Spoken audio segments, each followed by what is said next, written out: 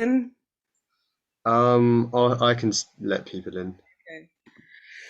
Okay, I guess.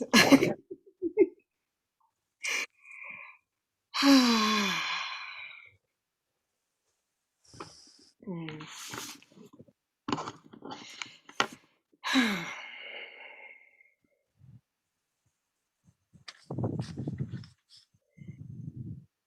Good evening, everyone, and welcome. Welcome to our episodes 2 of Nature Talks. I feel a little bit nervous right now. It's the first time I've ever did, nature talks and interviews with a beautiful Sister Tibebwa. But tonight we're bringing inspiring speakers with a powerful voice for nature and the earth, which is required at this time. And so I'm one of the directors of Fellowship of the Trees, which is a community think company, and we're a grassroots not-for-profit. We're aimed at reconnecting people with land and each other, and we are doing various projects at the moment. And one of them is ceremonial tree planting. One is tree nursery, community tree nurseries. One is tree guardians, where we're planting seed to tree. And so we're just stepping out of our comfort zone doing this tonight. And this is something that I think that Sister does every day. It just makes my heart flutter at the beauty that she creates each and every day.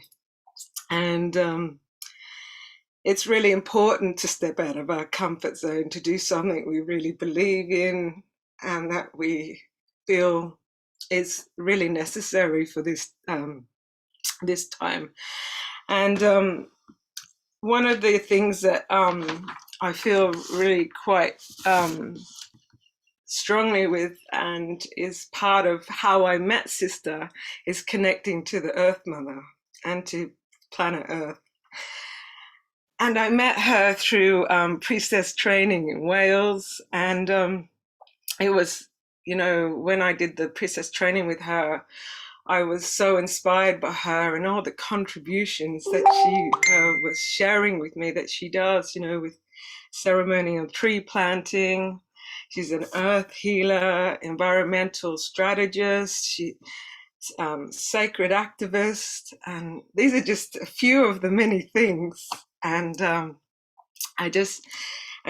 whilst I got to know her, she would send me these beautiful recordings of Ethiopian forests and the songs, and that just made my heart sing. So one of the things I've been really learning from her and supporting each other with is she had her birthday party at Blenheim. And where she had planted many beautiful indigenous trees with them. And also we went there to take off the spirals off the many trees, but only on these few that had come to a certain age. And that blew my mind. Like, just seeing, when I got to Blenheim, I was just like, wow, what you can create with nothing there to create what they did was just exceptional. And she did it with a beautiful permaculture sister called Sharon, and they created this together. And so one of the things I'm really loving tonight is that I do energy work and intuitive LOA work. And one of my dreams is to dreaming in working in harmony and balance with humans and nature. And so when I met Sister, this is, all these links started to happen. And I was also learning about all the skills and gifts and challenges that Sister moved through to create what she has done. And that helped me grow and inspire with the other founders of the Fellowship of the Trees, more inspirations to grow Fellowship of the Trees. She shared so much information with us.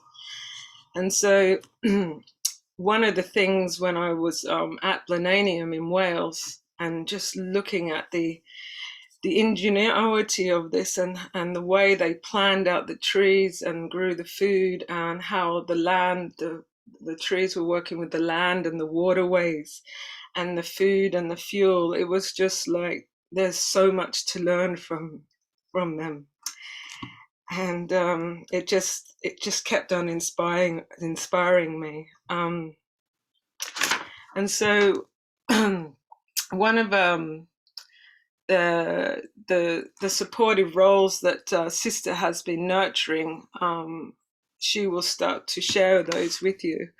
And so it is my pleasure and honor to introduce you, Sister Tibebwa, to Nature Talks Episode 2, A Powerful Voice for Nature, that we require at this time. Sorry, I just keep on wanting to cry because I just feel so honored. So thank you, Sister. And thank you for being here tonight and sharing with all these listeners. I know it's something that you haven't done before either. So here we are.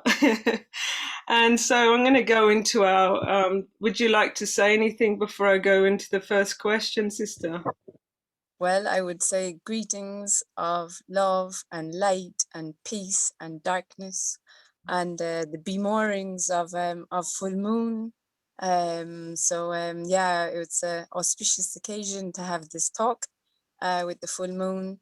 So I give thanks to that, and I give thanks to Mother and Father of Creation for bringing us all together in their divine plan. Yeah, thank you so much, Sister Nancy. Thank you for organizing it all, and the Fellowship of the Trees, for all the work that you do. And yeah, you also continue to inspire me. Thank you, Sister. So the first question we've created is, can you tell us more about what causes you are currently engaged in and have been working on recently?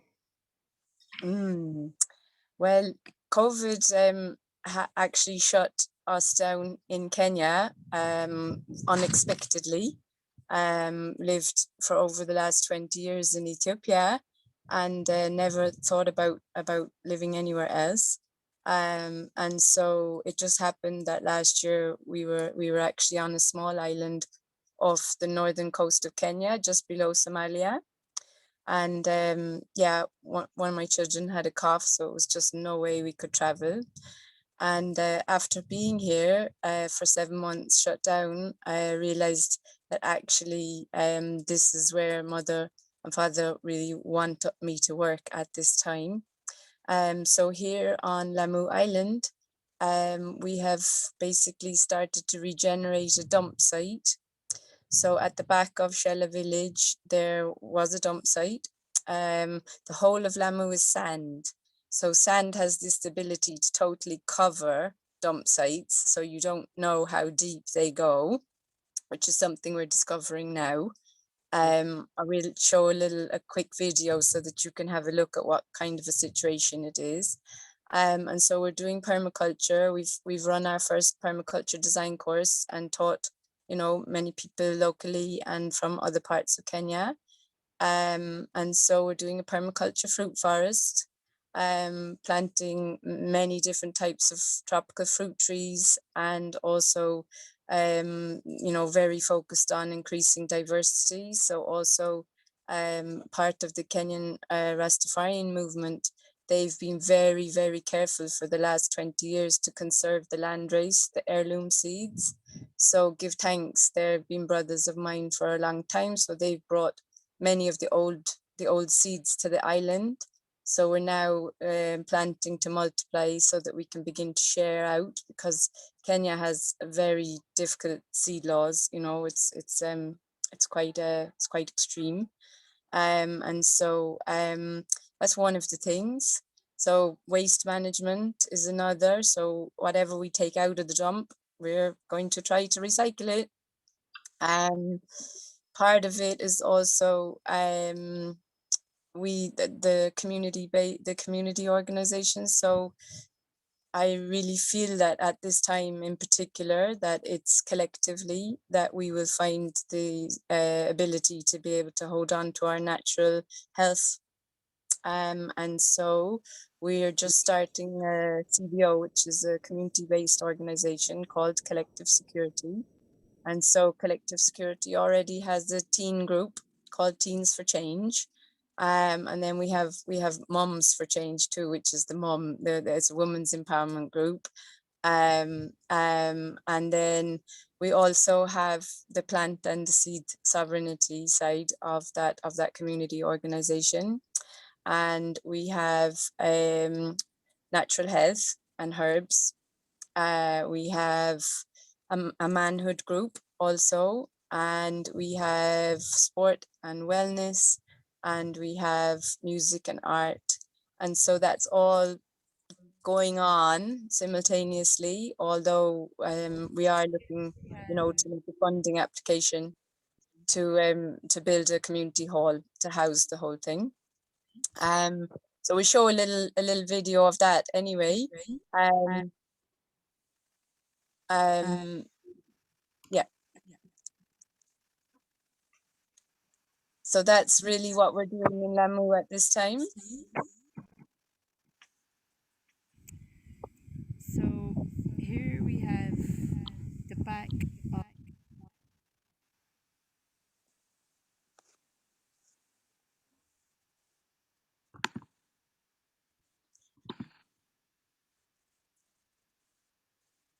Mm. Mm. Hang on. Mm. I think we're just having some technical difficulties. I think so. So should we just carry on? I mean, it would be lovely to be able to show you, but maybe we can do that once the technical side of things is sorted out. Ah.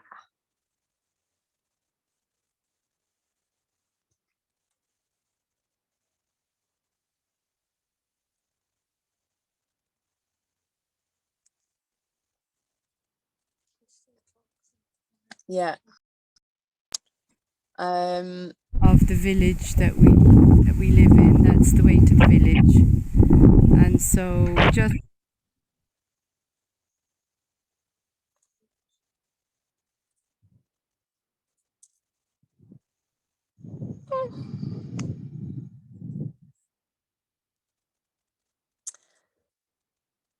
So just a little bit more information on Lamu. Lamu is a World Heritage Site.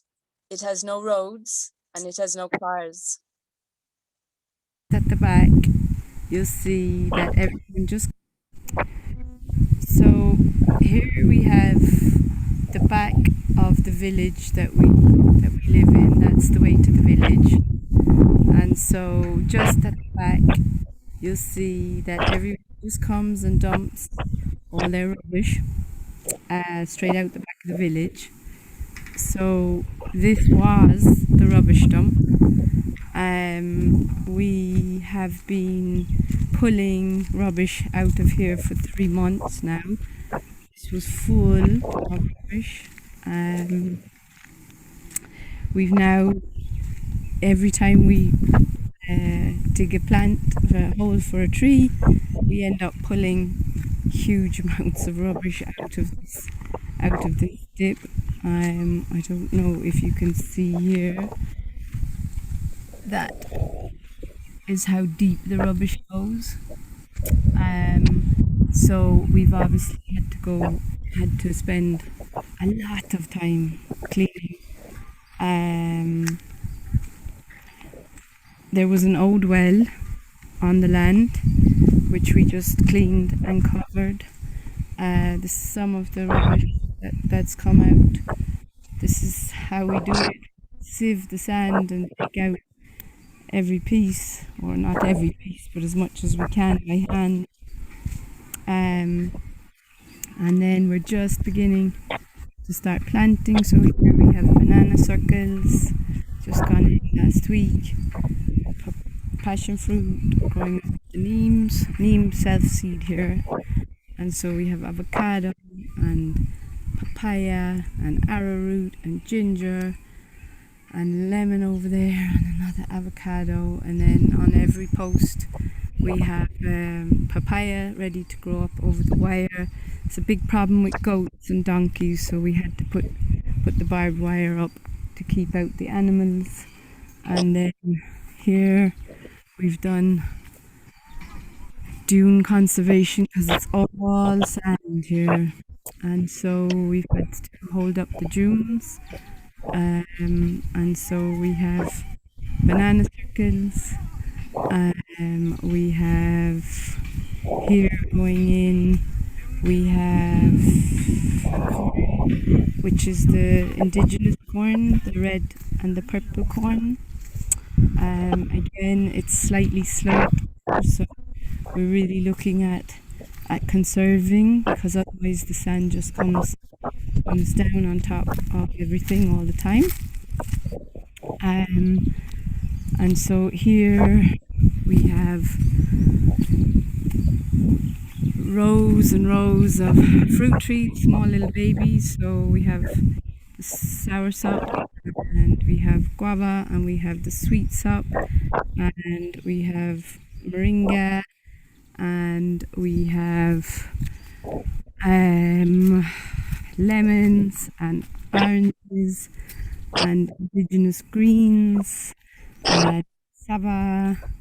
This is planted the longest time ago, and so there's an anona down there, and so this is all chaya and many indigenous greens. Chia is in there as well, and lots of moringa. And so this is the first thing here, and then here we just put in the coconuts, the beach almonds, pomegranate. Over here, more coconuts. This is all still, it's only just recently we've been able to pull all the rubble. It was covered in rubble. And just beginning, we've been waiting for the rains, which are very late. So we're just beginning to plant now. You can see over there, again, how much rubble, how much rubbish that we have to sieve out to be able to move and move in and plant.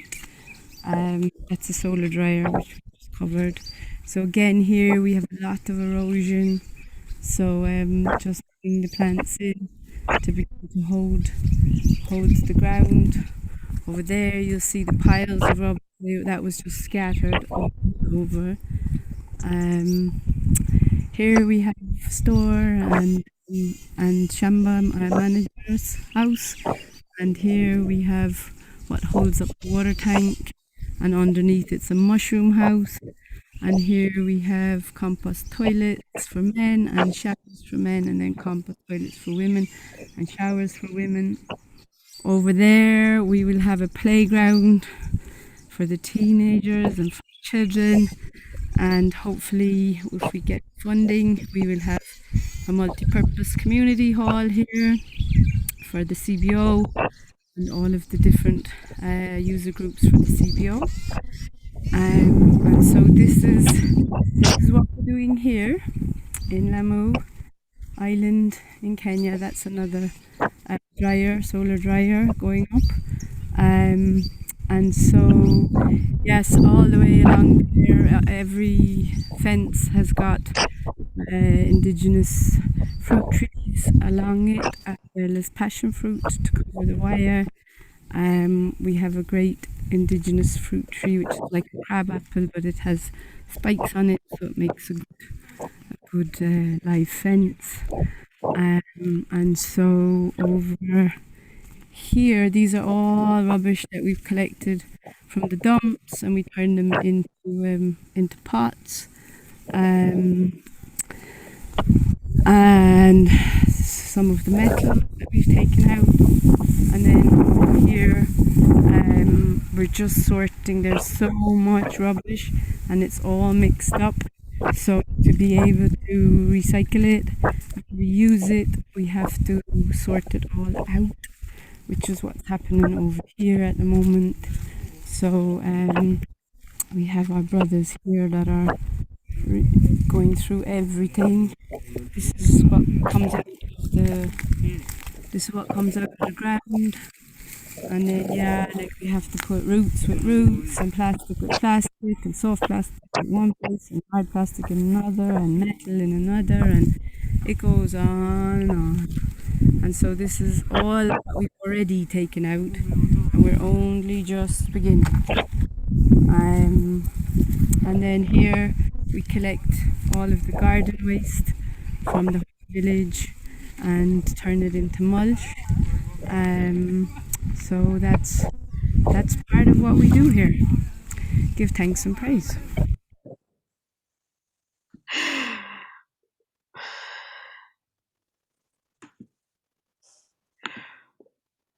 Wow, sister, that's just truly mind-blowing. All that beautiful service of work. Wow. Give thanks. Thank you. Did you want to show any of the other pictures, or Lemur or No, Sammy? I think We'll go to the next question, shall we? so, yeah. Okay.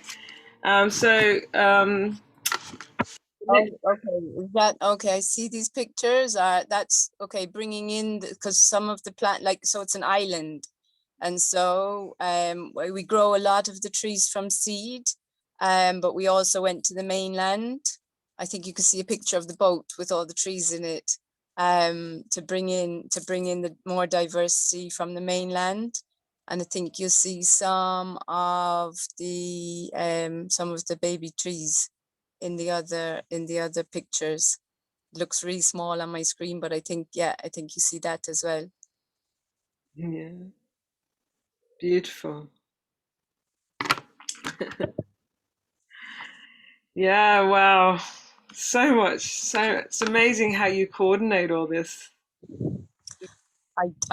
We have an amazing team, and we've already had quite a few volunteers come, and local people come and just say they do an afternoon of planting with us. And so it's really like, I don't know if anyone else has found it at this time, but it feels like at this time, as much as things are maybe polarizing, it's kind of like also super magnetic and super, like, people that are aligning themselves to love and service of humanity and the earth.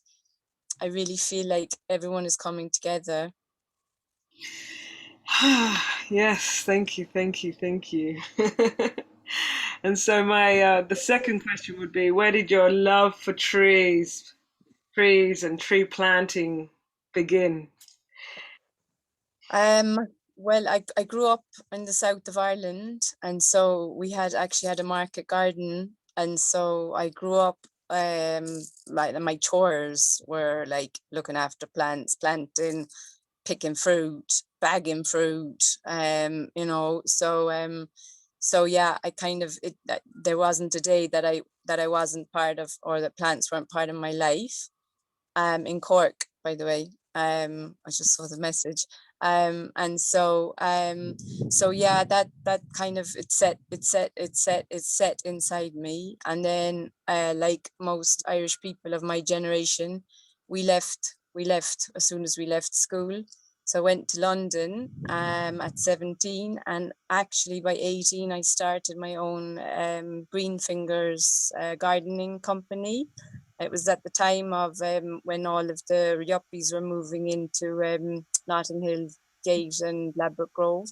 And so I actually had my own company, planting gardens, while I was going to university there. So yeah, kind of it's always been. And then I did a permaculture design course about 25 years ago, about maybe 27 years ago, when I was about 25. And that's where I met Sharon, where we're going to talk about what work me and Sharon do together. And I came into Rastafari, and I don't know if you know about Rastafari, but we hold the last emperor of Ethiopia as being our God and King. And so that took me to Ethiopia in 1998. And by 1999, I moved with I had two little boys at that time. And so I moved with my two boys when they were 2 and 4, and we went to Ethiopia to live. And then I found a speech of Haile Selassie, Amawi Haile Selassie, from 1958. And so Haile Selassie started actually in 1956 a day called Arbor Day, which he was francophone, so arb means trees, right, in French. And so he had established an Ethiopian tree planting day in 1956, and then had this speech from 1958 where he very much links the importance of forest wealth to the wealth of a nation. So by cutting forests, he was already very worried that with the unchecked cutting that was taking place in Ethiopia in the 50s, that it was going to bring an economic crisis, which of course we see the famines. And so we know that that was right. And so I took that as, that's my main works in this world, following His Majesty's words. And so I took that Arbor Day and then started to plant trees. 1999, I planted trees in, I got baptized into the Orthodox Church in the countryside in Ethiopia. So I first planted in that church for 2 years, and then 3 years later, that's 2000, I planted alone. 2001, I planted alone. By 2003, I was able to get the president of Ethiopia, His Excellency, Germa Walde Georgis. He's passed now, but and then also the patriarch of the Orthodox Church, Abuna Paulos. He's also passed now. So both of them, I got them both to plant on that day in the church where I got baptized. And we only plant indigenous trees in church grounds. And so that was a very big event, and got the day reinstated for Ethiopia. So not only did we highlight that Ethiopia had 60 years of tree planting history, and was thinking about planting trees in the 50s when few other countries were thinking about it. But as I say, Ethiopia was. And so, yeah, when the communists took over in the early 70s, they actually destroyed the day. And so it was a supreme honor to be part of reinstating, of being able to get that day reinstated for Ethiopia. Yeah.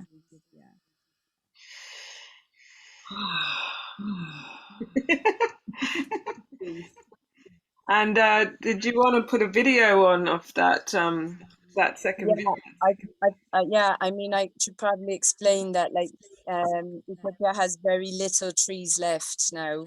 In the south, there is still some forests along the border with Sudan, but and down into northern Kenya, but in the north of Ethiopia, there's really very little left now. Eucalyptus is the savior, because it's really the only tree now that can sustain the need for wood. But the church, the Ethiopian Orthodox Church, actually the only forests in the north now are all around the churches. So there's only really ceremonial forests around the churches, or around with a very powerful chief. I've seen some around a very powerful chief. And so sorry, I'm having a bit of technical difficulty here at the same time. I'm gonna just finish with that and play the video about the church forests, or about some of the things to do with church forests.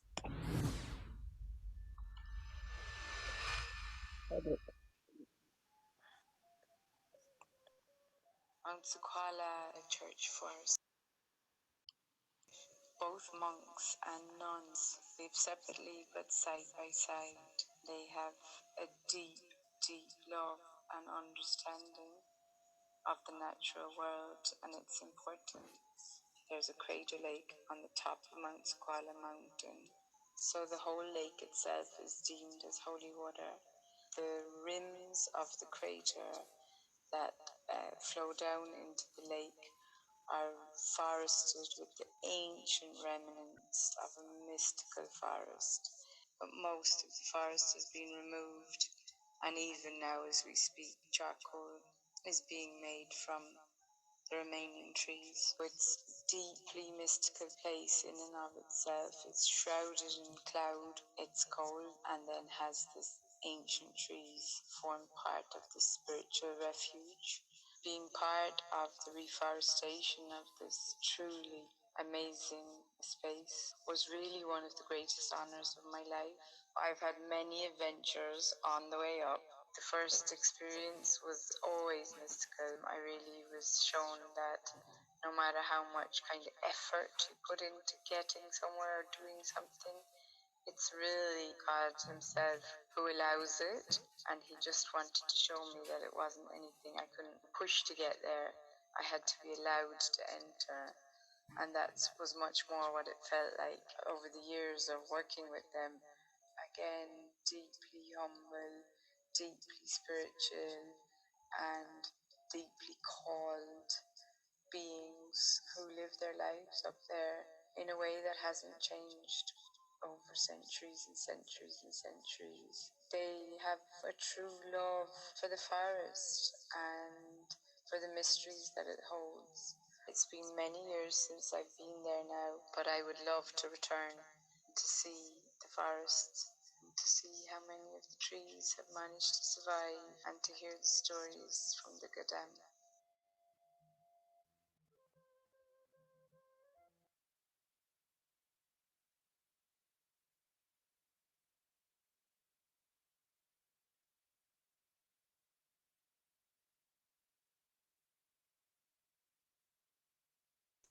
The Good, thanks. can you hear me? I can, yeah. Yeah, beautiful. That video just showed your, the communing that you had with all the trees that you had planted. It was just really, really beautiful. Thank you. Um, was there any pictures to show of that, or that was just the video, really? I mean, yeah, there's quite a lot. I think if we could have a look at, I mean, so I've planted in mostly in different churches around Ethiopia. Once it actually in 2004, the next year I planted. So there's a piece of land. It's not that one, not that slide. Not that slide. Not that one. Not that one. Okay, here we go. That the other one. No, not that one. The past one. Yeah, that one. Okay. So here we can see. Yes, you'll see a picture of Arbor Day. That's Haile Selassie in the front, on the top planting, and then underneath, you'll see the patriarch and the president planting. And those trees, so that's 2003. So those trees are past the height of a house now. And so along the lake there, that was planted in 2002 actually. And again, those trees are past the height of a house now. To the right, we have the Ethiopian Scout Association, who've been very, very supportive and also do amazing tree planting works. Planting in another of the churches in a place called Deborah's 8. And then I don't know if you see me with my back. All those trees I planted, and they're now make canopies. You know, they're all the way. It was a very progressive archbishop who had an idea to build a cathedral and asked me to plant the trees before he started building his cathedral. And so now, I think about 3 years ago, the cathedral opened, and the trees are already, like, as I say, a forest all the way around. And in Ethiopia, most people don't go into the churches to pray, they stay outside. And so actually having shade around a church is vitally important for people who want to come and commune with their version of the Most High. Wow. There is also going to be some there's an amazing church. Well, it's actually a monastery up on top of a crater lake, up on top of Mount Sukwala. I think I talked about it in the video. And so that's got an ancient remnant of a forest up there, and so I had the honor of being able to replant parts of that with always with indigenous trees. And then also in another place called Mojo, it's like totally deforested valleys, like mountain slopes. And so again, we've put thousands of trees in there as well. I just have to say here that I'm now obviously living in Kenya, so I didn't have access to all of my photographs. So maybe for the next time I'll be able to do like before and after shots and all those kind of things to help. I think with all that you've done, sister, we could do another talk, very easily. And so that's amazing. People are asking, yes, you can ask sister questions at 8:00. We're going to hold 20 minutes or so of questions. And so you may ask her directly from that time. So the next question I wanted to ask you is, where else do you do tree planting around the world, and what types of trees and why? I mean, to be honest, everywhere I plant, it'll either be indigenous trees for that area, or if it's public land, like it was in Shashamani, which is a piece of land that Haile Selassie gave in particular to dark-skinned people of the world to come home, to be able to have a place to come home to. So that's the home of the Rastafarian community in Ethiopia. So I'm there because it's public land. I planted fruit trees the whole way down each side of the main road. And it's the same pretty much wherever I plant. In Ireland, I have a small plantation, and it's either indigenous trees or indigenous fruit trees in particular, or indigenous fruit trees or berries kind of thing. In Wales, where we went for my 50th, we have Blaenanian. And so I'm not very good at Welsh, so I know it's not the right way to pronounce it. And so with Sharon, who is just, you have to have her on the talk too, because she's absolutely amazing. Me and Sharon did our permaculture design course, as I say, about 25 years ago now in North London. And so we kept our vision together, and I guess it's about 13 or 14 years ago, we were able to secure some land in Wales, in Artist Valley. And Sharon has done like an amazing permaculture fruit forest also, as well as sustainable livelihood project, as well as uplands conservation, as well as beaver reintroduction, and has won a Rivers Award for it. And so that was kind of what she was concentrating on, and what I was concentrating on is making sure that we were planting trees, because it was all sheep pastures, and it's in a really windy valley. So basically, all in all, I think we've planted about 34,000 trees now in the valley. And that's what Nancy, what we did together, because we have volunteers that come and help us plant. And then of course, like 34,000 trees, and there's a big problem with rabbits. So they all have this plastic spiral when they plant. And then 10 years later, those plastic spirals are still there. because we don't have that kind of man or woman power to go around and take off 35,000 plastic spirals. So for my 50th, I just said, look, come and help me free the trees. So that's what we did. So I think we have some pictures of that in the cold, wet Wales.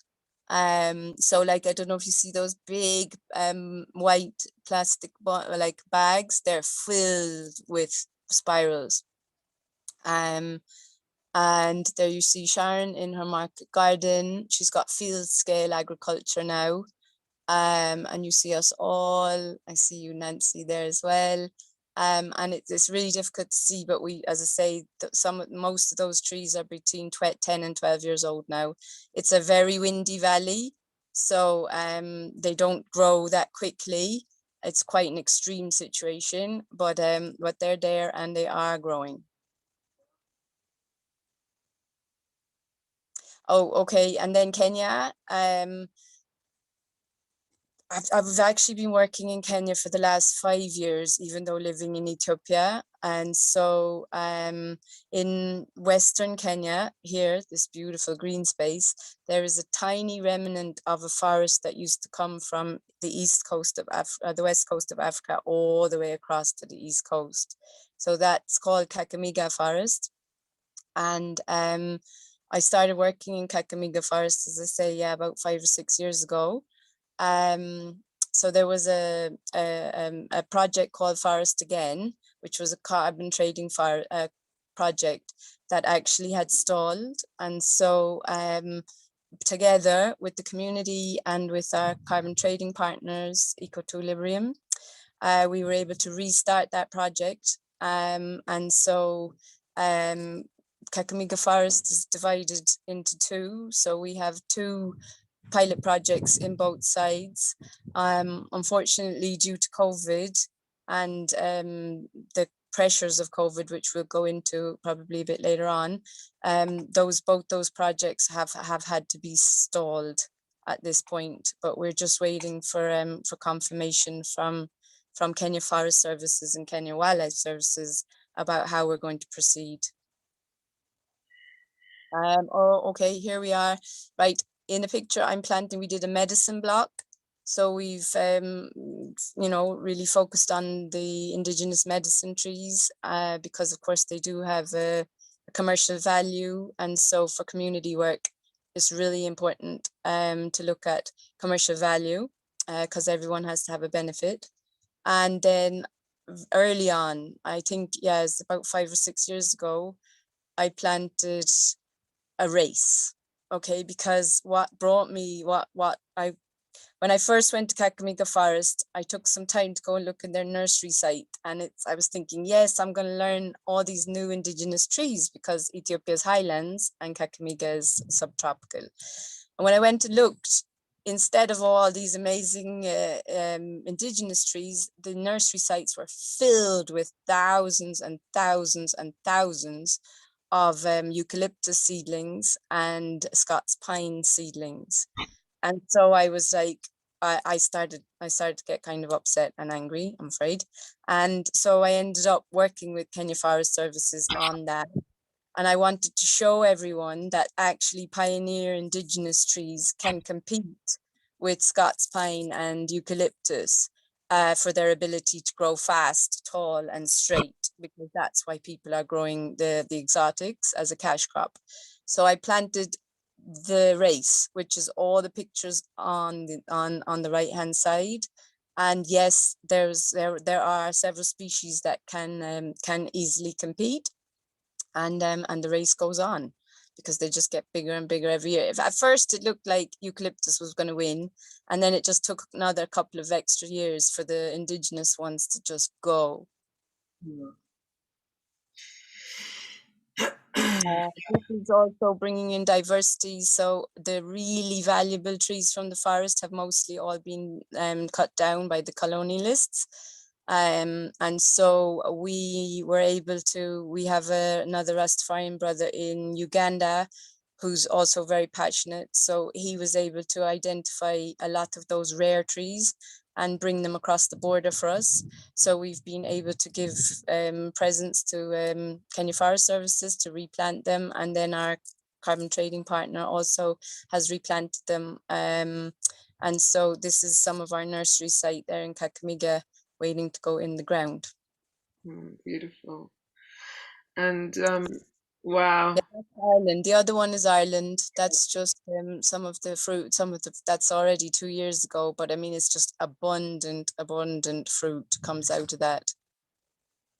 Is that the pictures there of Ireland? That's the picture of Ireland. The two on the left, the two on the left, that's one of my daughters picking, and yeah, a big basket of berries. Nice. Wowza. And that's the pilot project. So we planted about 5,000 trees here. It's in Ilhandolo, and that with as I say, with Eco2Librium and our local partner, which is Kakamega CBO. That's also working with Kenya Wildlife Services. That's in the northern side. And then in the southern side, we work with the Community Forest Association and Kenya Forest Services.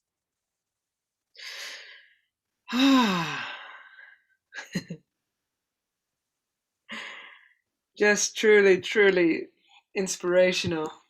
Just amazing. So moving on, I think, to the next question. So then we can move on to some questions and answers from our listeners. And what would you be willing to share some of your experiences around some of the challenges and the successes? I mean, challenges kind of in number, they outweigh the successes, but the successes are just so magnificent. Anytime you see the trees, like it outweighs any kind of challenges.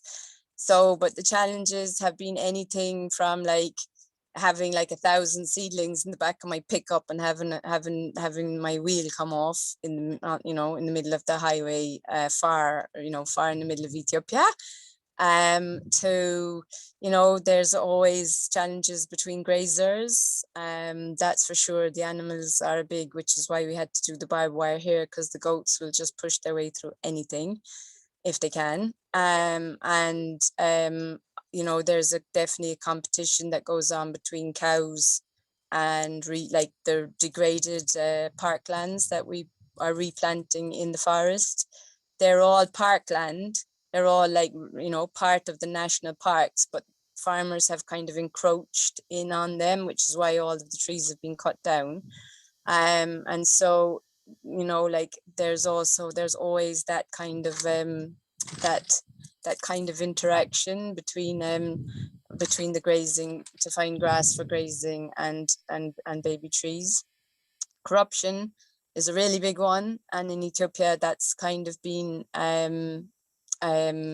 one of the biggest problems. Like there's this thing that if you want to do something, you're supposed to pay all of the local people who used, like, not so much because I'm doing it in the church. It can be like people involved in the church who are used to taking corruption. And so because I'm doing it with local people and the believers of the church, we didn't pay. We used all the money we got to go directly into the trees. And so that cost me about 4 years of the man who was in charge of the building of the new church trying to kill those trees because he didn't get paid. So that's kind of been some of it. The main one being the human and tree interaction, because that's what happened in COVID. When Kenya shut down, everything got really, really tight and people started to get really hungry.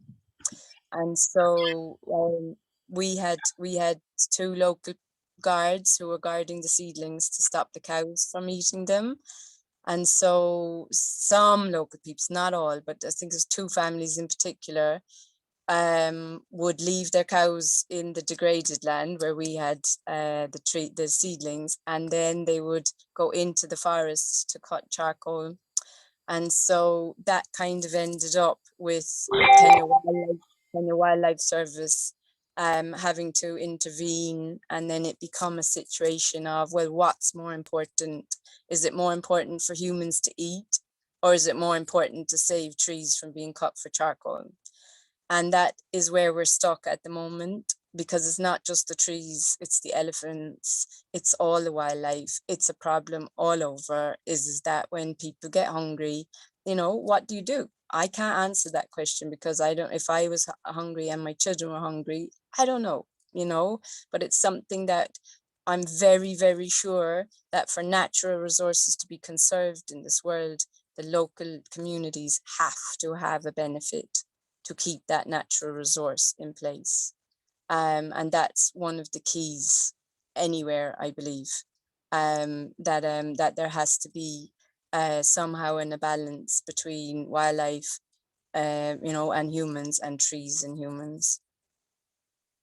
Successes is reinstating Ethiopians Arbor Day and having a focal point for tree planting, and walking underneath, you know, like canopies of trees that I know that I've planted or been part of planting, and knowing that, you know, the animals are coming back, and the rain is coming, and there's something for my children in the future, and you know, to see just my biggest joy is they're like my children, all the trees I planted, and just to see them surviving, because you know, it's a hard, like you might lose like at least half or maybe even 60-70% of trees depending on where you're planting them, and you know, so to see the ones that survive, that's my biggest success. Wow, sister. Those couple of things you noted there about that balance between human and nature, and finding that, because it doesn't matter where you're in the world, we seem to be coming to that everywhere, and it's harder. I can see the more challenges within your countries where there is no social system, so the people need to eat and they come into the forest to do that. And so yeah, so I want to just send blessings to all those people, that we can find somehow a way forward with that. And I'm sure it's going to show itself in some sort of way. I think the key is to include in reforestation is to include income generating projects. It has to be, you know, it has to be. Yeah, beautiful. Yes, I totally agree. Everyone has to benefit. It has to benefit, definitely. And last question, and then we can move to some questions and answers. Doing well. Yeah, what inspired you? What made you do what you do? You know, through the divine masculine and feminine. You know. I mean, you know, like I have to say it's my faith. My faith is the foundation for my life and for everything I do. And so you know, I obviously my avatar is Kadamawi Haile Selassie, and when I see how passionate he is about planting trees, that's, you know, that was in terms of like officially tree planting, that it's his example. um um, and so, yeah, also being a mother of many, knowing that our children are going to ask us, like, Mom, what did you do when you knew that everything was being destroyed? You know, did you, you know? And so part of it is also, if you want to say selfish, for my children, you know, to know that yeah, that there's trees that are a product of us being on this earth, which is why if I can, I try and do my plantings with the children. And then like with, you know, I only relatively, I've always followed the way of the Essenes. And so with the Essenes is every morning, they were a brotherhood and a sisterhood that existed a long time ago with the land. And so in the morning we commune with the angels of our mother and with the evening with the angels of our Father. So I've always kind of had that balance. And through the Orthodox Church, there's a very huge place given to Maria Manna, you know, the mother of Yeshua. And so that brought me to the goddess through Christianity, which is the weirdest thing. And through Maryam Anna, Maryam Magdalawit, Mary Magdalene, and then yeah, into Osset, which is where I met you, Nancy. You know, through the priestessness. So yeah, it's just always following the Holy Spirit will always give me the strength to do whatever I'm being told to do. Ah, thank you, sister. Thank you. And how else has the relationship with the divine masculine and feminine manifested in your life? Wow, that's a huge one. I mean, you know, everything I do, I have to say, I would say that, you know, and I do weird and wonderful things, and a lot of people around me think I'm probably crazy, like, you know, but I do what I feel like the Holy Spirit tells me to do. So in particular, especially serving the divine feminine, I do dark moon ceremonies and full moon ceremonies. I also do international focused intentions, which is in particular focusing on manifesting our new earth, where love is the currency, you know, where yeah. And obviously the priestess work that we do, and you know, even more becoming one with nature. So kind of through that, and I also do. I'm a tantric teacher, and so through the energy works that I've been doing, I can now actually commune with the trees, which was one other thing I did want to say is that, like, you know, the trees, especially, I think somewhere around 50 years, but especially trees that have been on this earth for at least 50 years, somehow they're able to kind of concentrate their energies enough to be able to communicate with us. I haven't found it so much with the younglings. Maybe, as I say, the only thing I can think of is maybe they just haven't kind of been able to focus their energies enough yet. I have had even intimate experiences with trees, especially the really old ones in the forest. But yeah, they all have their own names. They all have their own personalities. They all, some of them in some of the parks in London, you know, have some very, very, very dread stories to tell of what they've witnessed. So yeah, that was something that came to me through communing with my father and mother. Beautiful, beautiful, sister. And what would you tell others who are wanting to become more fully engaged in creating forests and how they can help and support? I mean, most important out of everything is just go out and spend some time with the trees, like, you know, especially the ancient forests, especially, as I say, the older ones. They will show you what they want you to do. Just be quiet with them. I mean, I find I know it's a bit weird, but if you hug them, especially if you connect your root, your heart, and your third eye to the trunk, um, and so that's number one. Number two is obviously learning about them, because there's so many different types, and there's so many, like some of the more ancient ones carry the memories of the earth. Get involved with Fellowship of the Trees or any of the myriad of different tree organizations, that's, because even I think the National Trust you guys have, and there's a lot there, right? um Anything that's with passion, it's going to involve you making a commitment of your time, your energy, even probably personal resources, but if it's a passion, it's worth it. Promoting is a really big thing. If we talk about the importance of trees, if we educate on the importance of trees, That's super important. Also promoting any of, as I say, any of the works that all the different organizations do, including obviously what we're doing, please.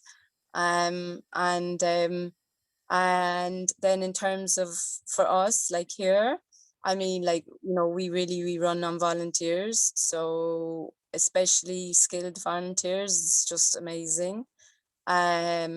Both remotely and here on the island. So if there's anyone who wants to become involved, I guess maybe we'd give the email or something. And yeah, more than anything is once you have the love, as I say, like, you know, well, I call it the Holy Spirit, but you could call it the universe will just show you what to do, as it did with you guys with Fellowship of the Tree. But coming together at this time, coming together is vitally important. It's vitally important. And one last question, and then we'll go to our listeners. That's wonderful, sister. Thank you for sharing that. What are your hopes and dreams for the future of our planet? That the divine feminine will be restored to her rightful place. Well, she is being restored to her rightful place, and that you know, that those of us that follow love, that we can manifest our new earth. Beautiful, beautiful. So I'm just going to, and I have the same vision as you, sister, and many of us from the Fellowship of the Trees do as well. Really aligning with the feminine and the masculine, and really bringing that balance here on Earth back again. Beautiful, beautiful. So some of the questions from our listeners. Does anyone on Zoom want to ask Sister a question straight? You can unmute yourself if you'd like to ask her some questions. Yes, I'd love to. Hey, Claire. Claire's an old-time friend from a long, long time ago. Hey, Claire. Hello, peace, peace.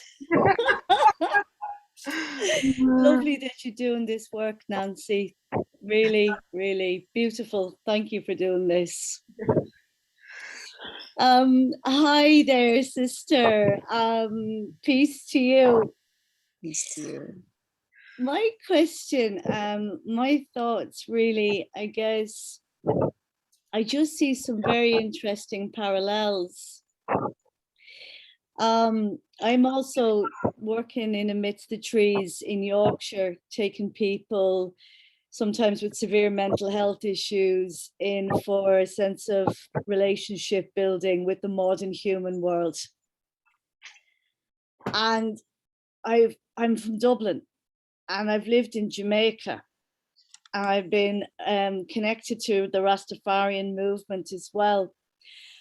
And I was just intrigued of how, on a very, I suppose, a bit of a personal note here, how you've aligned yourself with going from Cork over to Ethiopia. Now, obviously, you say you're in Kenya, and doing all this incredible, you know, really paramount work for local people, building diversity, sustainability, and all of that. And I'm just really interested in how you as a person took that step out of Ireland. What really drew you into such quite a powerful movement, from what I understand, of the Haile Selassie and the King of Kings?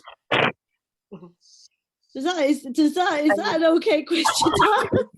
It's a huge question, and yeah, forgive me for asking a large question. Forgive me. Answer whatever way you like. I mean, I'm really happy. Like, I'm just aware that the time is running, but I'm really happy. Keep it brief. More afterwards. Yeah, that'd be lovely. I'd love to link up with you. Yeah, that'd be amazing. So I mean, like, Rastafari is an inborn conception. So although I grew up like not even in Cork City, I grew up, you know, in the countryside, where it's far away, you know, from anyone. My nearest neighbor was a 5-minute walk away, and so it was in me from the beginning. Like when I was 7, I remember people asking me, what do you want to do? Like you ask children, like, what do you want to do when you grow up? I would always say to everyone, I want to go and live in Africa. I thought I wanted to be Joy Adams. I wanted to be Born Free, because like RTE had just shown Born Free, like, you know. And so I've always had it in me. It's just that it took time to manifest. Beautiful. Okay. Yeah, I just when I lived in Jamaica, I couldn't believe all the references to all the Irish place names. So clearly we had a big link over there as Irish slaves, you know, when you go around that island. So I found that very fascinating. Yes. But yeah, let's connect another time. Thank you so much. Thank you. Thank you, Claire. So lovely to see you. And there was a question here so they've been putting questions in here. One of them is quite a big one. Are you doing any environmental health hazard and analysis on the garbage before planting? And are the fruit going to be safe for human consumption, given the fact that they are being planted on a dump ground? I mean, there's no, it's a village. There's no like hospital here or like hazardous waste in that respect. I'd say the most hazardous I've found so far is batteries, which are everywhere, you know, like they're everywhere in the world, but they are poisonous. And so, yeah, that is something, but again, not a whole lot of them.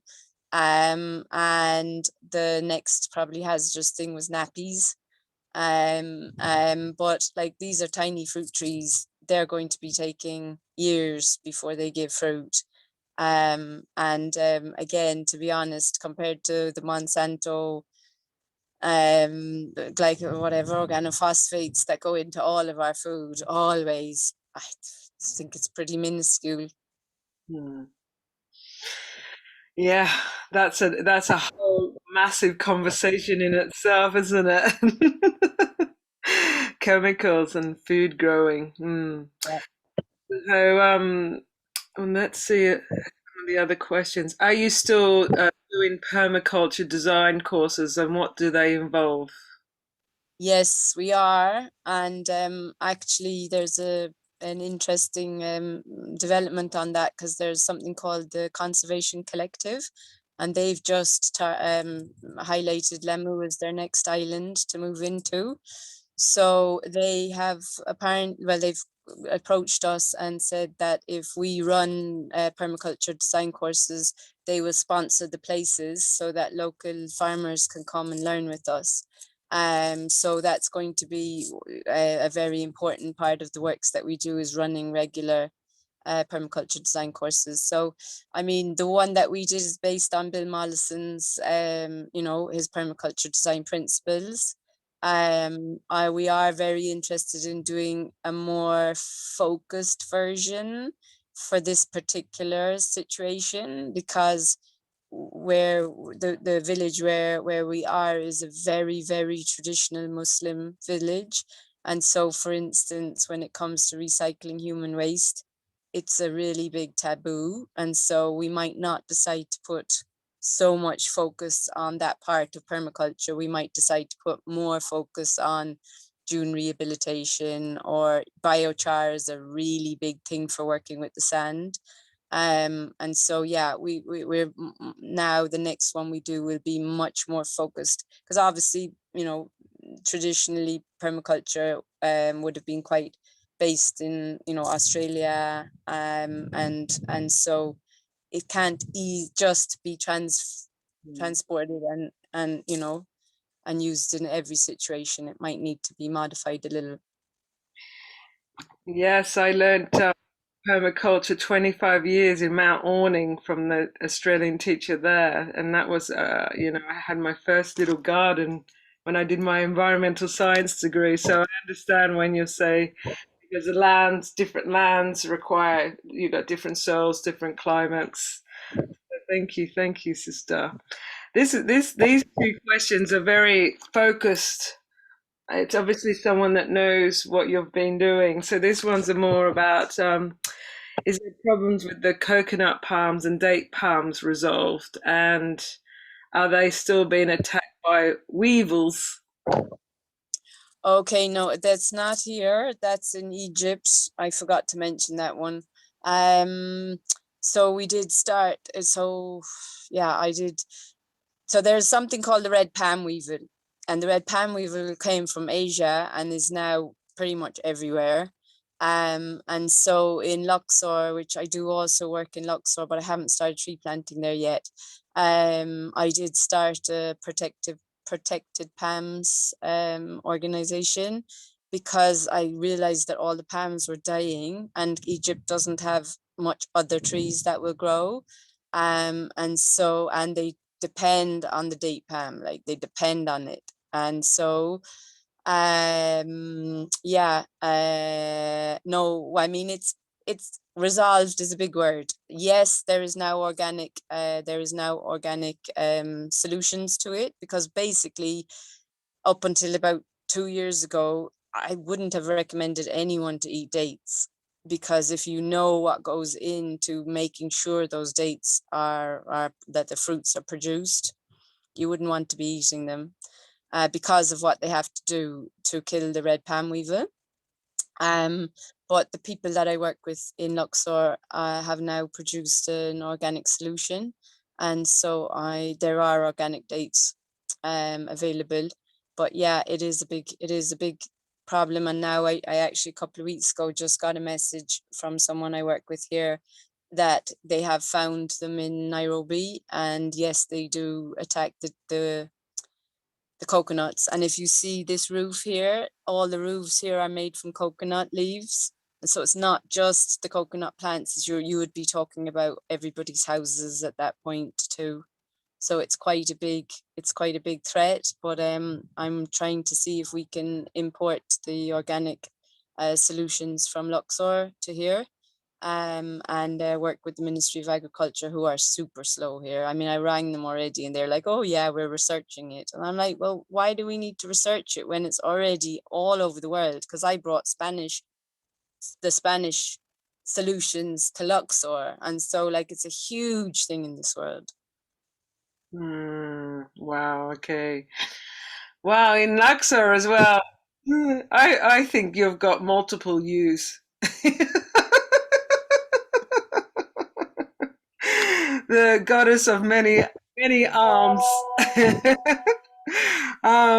Beautiful. And then there's another direct question, like what trees are exotic and a problem on Lamu Island, and how did they get to Lamu?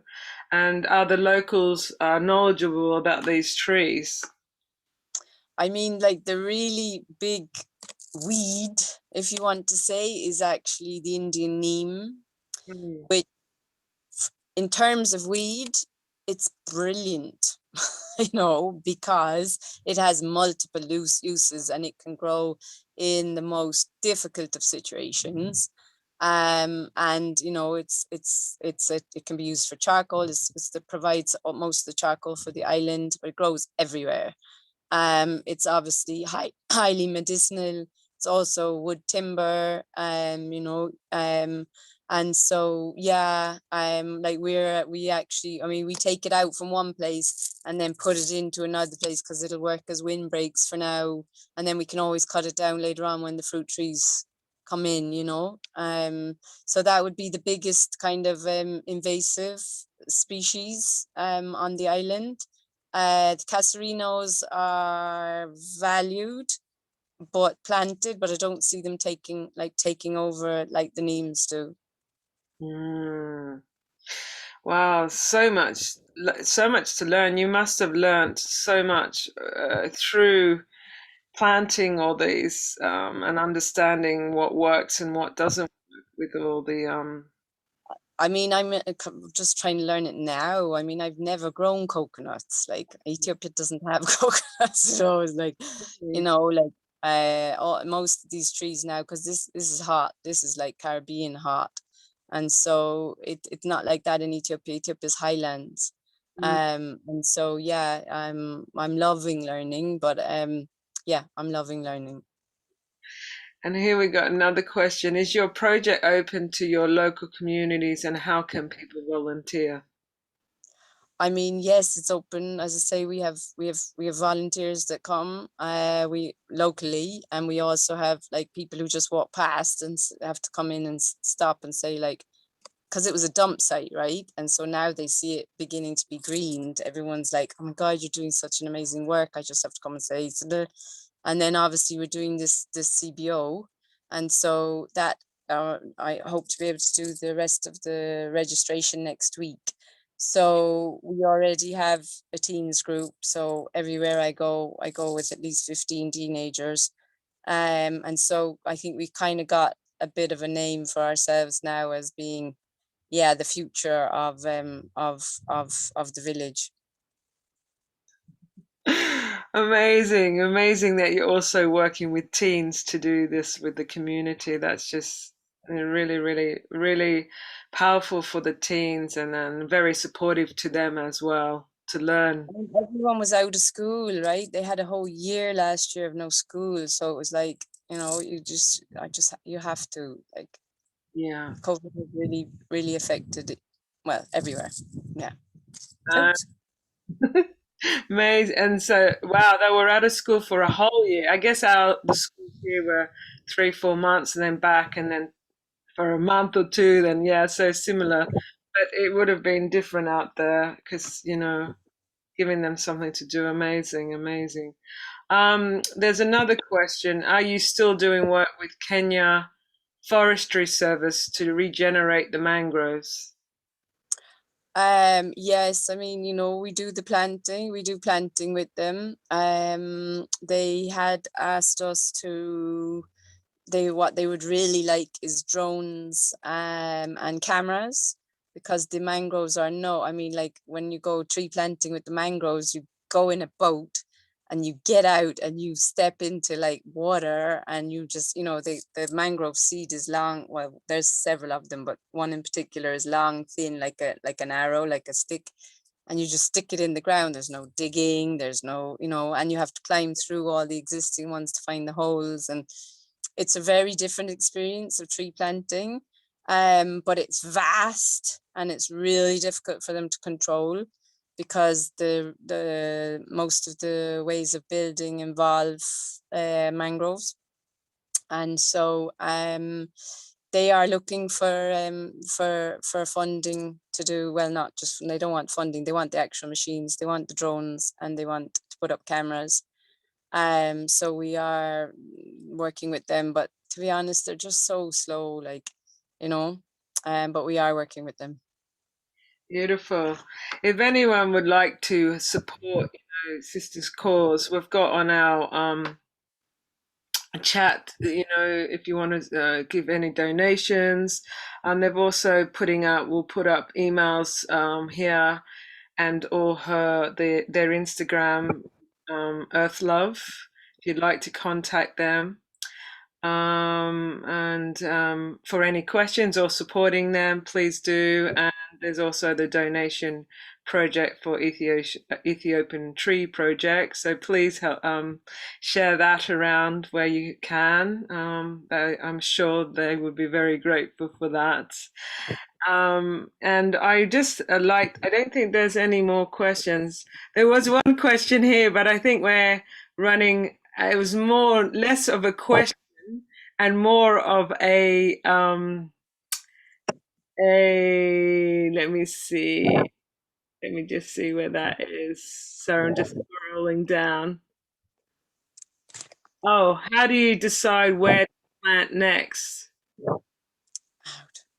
Holy Spirit will show me where to plant next. Excellent. I think that there was another question. Oh, can you tell us how you commune with trees? Is there a method? Yeah, I would say, like, you know, I like to connect my root. So you're literally, all your body is connected to the tree. So your root, your heart, and your third eye, and then just hold them.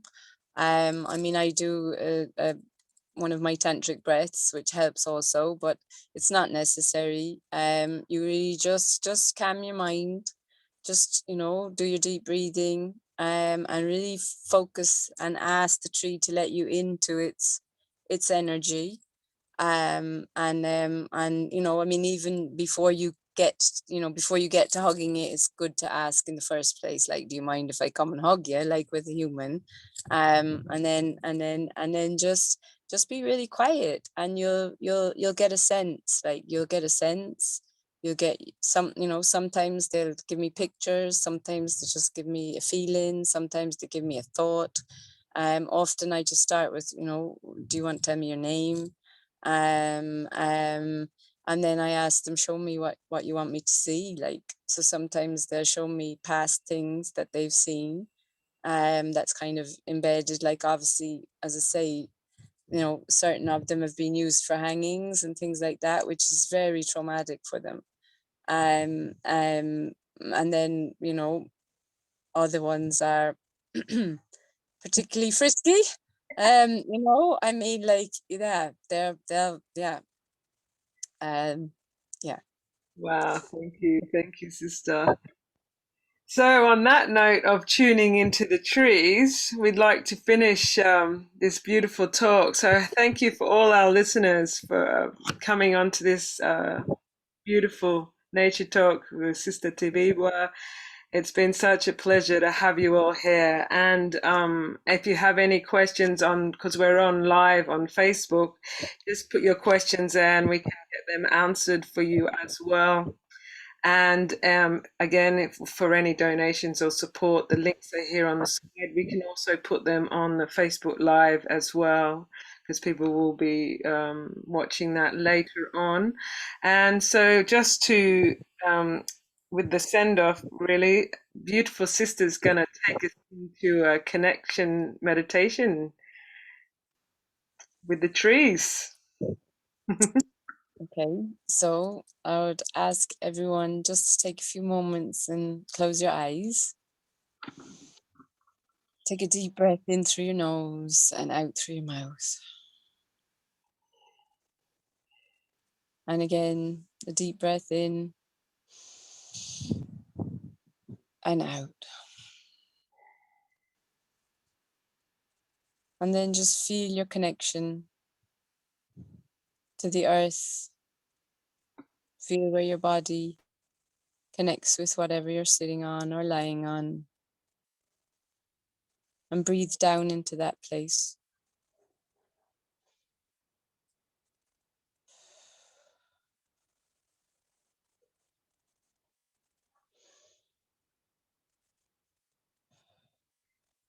And just notice that wherever you are, whatever you're doing, that the earth is always able to somehow rise up and support you and hold us.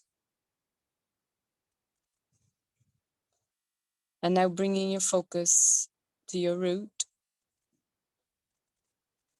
which is perineum for men and just below the cervix for women. And now with your exhale, send your root down through the floor, down into the earth. Feel it growing with every exhale. And as you pass through the earth star, just send your root out in all directions. Feel your root connecting with all the other roots that are holding our earth. Feel the connection between all the trees and all the plants, all the worms, all the insects, all the bacteria, all the fungi, all the nematodes.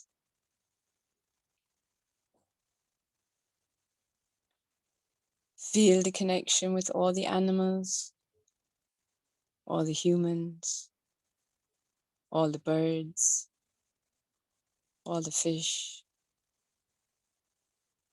all life that is supported by our earth, and bring that pulse of life with your inhale back up through your root to your root. And now bringing your focus to your crown, send up your shoot up into the sky. With the exhale, see your own beautiful light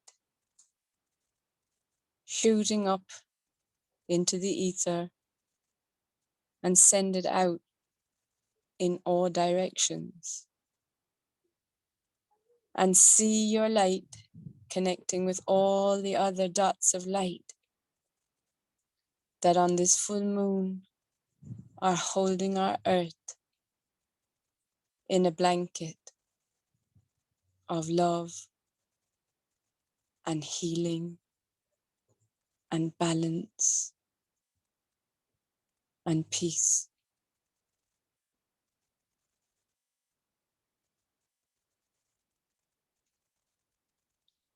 And now gently bring your focus to your heart and think a thought of love for yourself, a kind thought to yourself. And then follow it with a thought of gratitude, something that you're thankful for.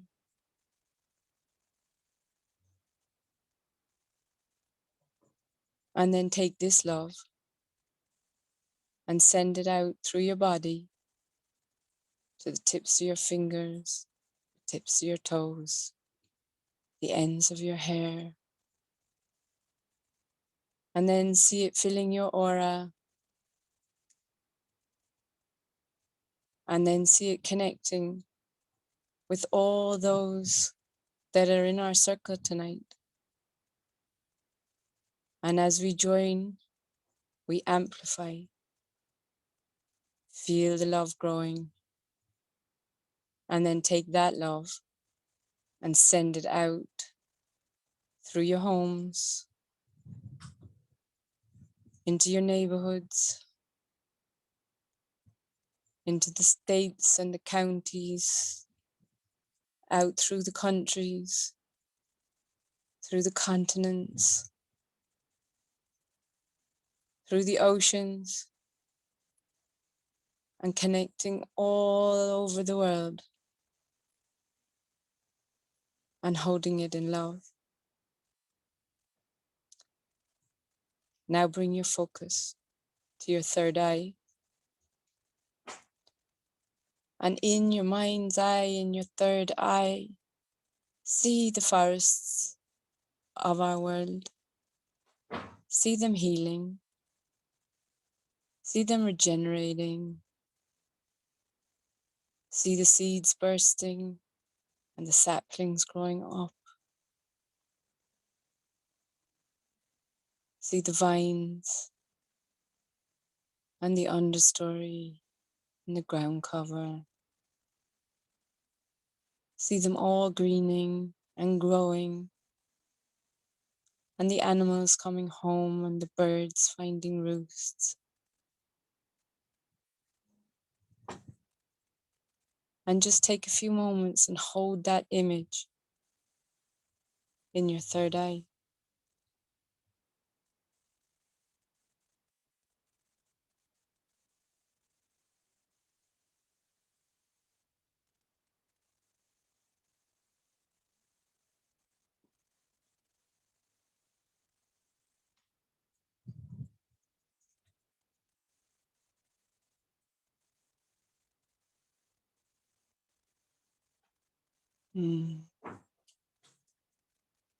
Let it be so.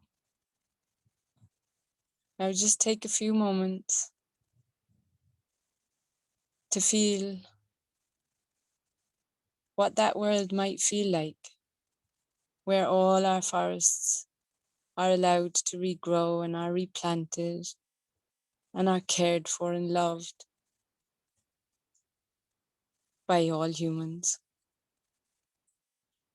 What does that world look like?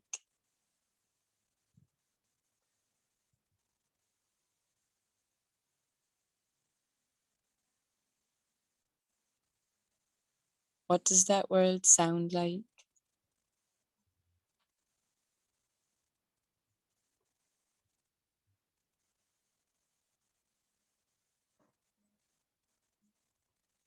What does it smell like?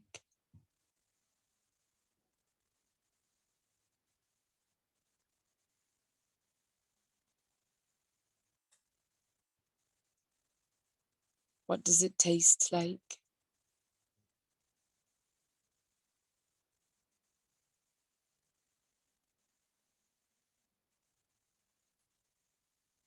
And what does it feel like? What do you feel living in that world?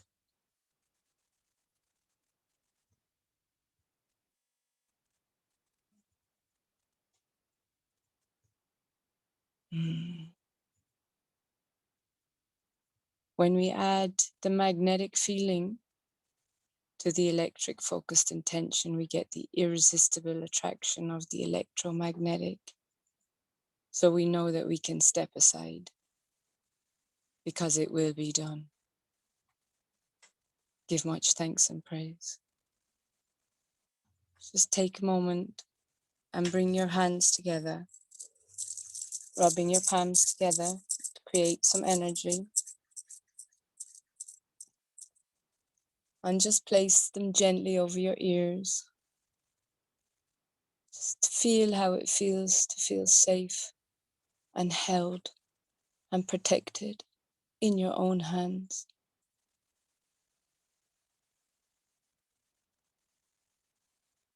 And then take your palms and rub them together. Place them over your eyes, all three of them. And ask that the energy help you to see clearly, outwardly, with your two eyes, and inwardly with your third eye. And when you're ready, open up your eyes and take your hands away.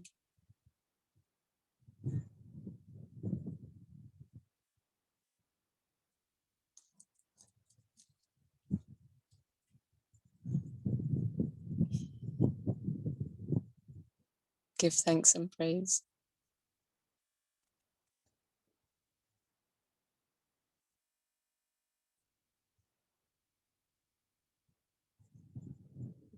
Oh, that was so beautiful.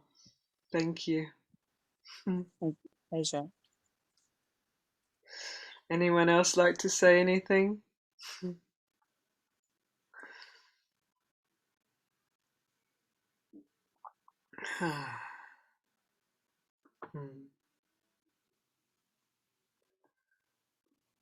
Just Guru Mila Mahagut.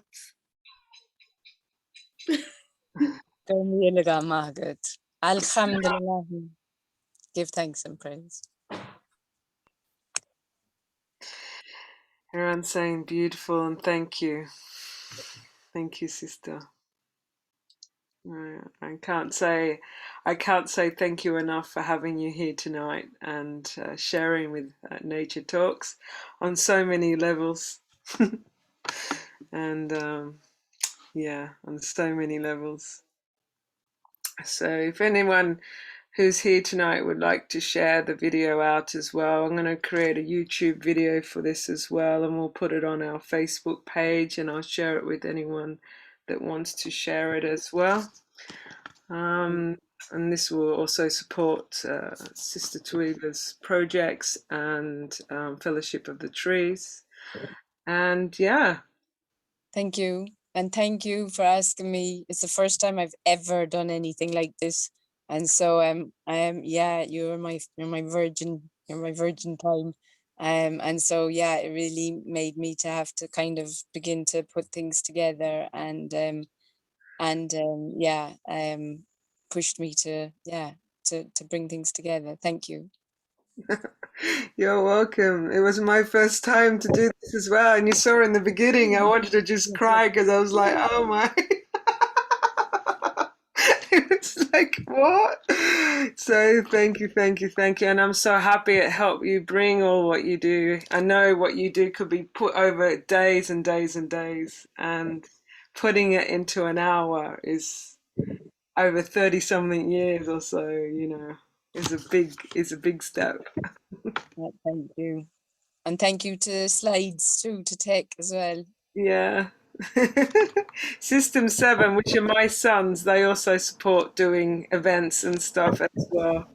So, yeah, thank It was you. amazing. It was absolutely incredible, and I'm so glad I'm doing the tech for this. It's truly inspiring. Thank you, sister. Thank you, my brother. Thank you, really. Hey, Deva. Thank you for coming, darling. Bye. Good night, Claire. Hey, Andy. Hey, Natasha. Hey, Marguerite. Yeah, so I think that's it for tonight, really, until our next one. Hopefully that will be next month. And we'd probably like to interview again, Sister, because I can see that we can go into, you know, specific things and in, say, permaculture as well and those sorts of things. And, you know, maybe there's learning to go into individual things as well. So we could speak about that as well. Okay, my pleasure.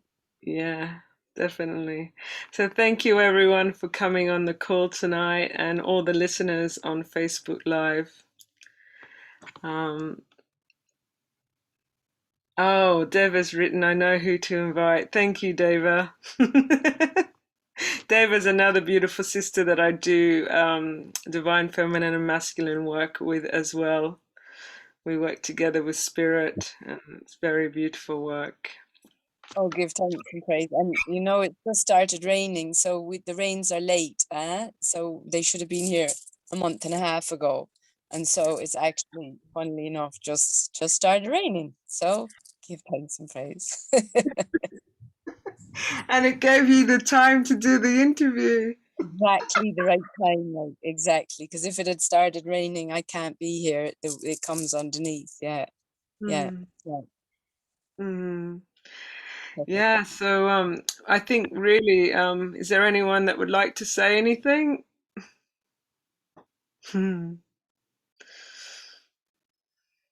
Feel free to.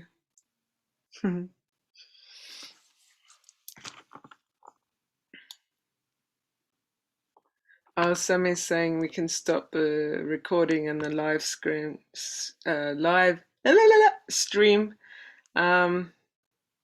Love to be there next time. Thank you, Deva. Yeah, I'm learning a lot from doing this work.